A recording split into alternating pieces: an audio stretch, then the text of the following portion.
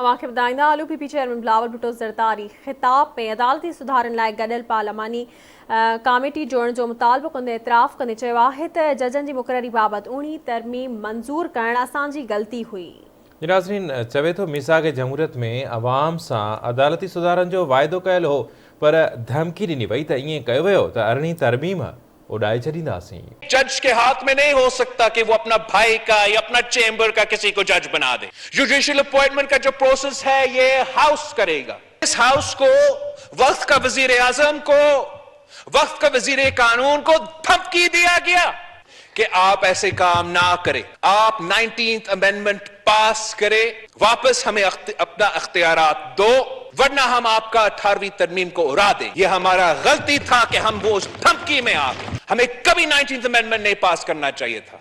हमें कहना चाहिए था कि यह आईन पाकिस्तान है, आप नहीं मानते हो तो घर चले जाए। एक सिलेक्टेड निजाम बिठाने के लिए हमारे इदारे आईनी नहीं कंट्रोवर्शियल किरदार अदा कर रहे थे। ऐसे नहीं हो सकता कि एक पाकिस्तान नहीं दो पाकिस्तान हो। ऐसे नहीं हो सकता कि एक आईन नहीं दो आईने पाकिस्तान हो। ऐसे यही जुडिशरी ने फैसला किया था ना जनाब स्पीकर कि हुकूमत का ये नहीं मतलब एक वजीर आजम, हुकूमत का मतलब है कैबिनेट, पाकिस्तान का कैबिनेट।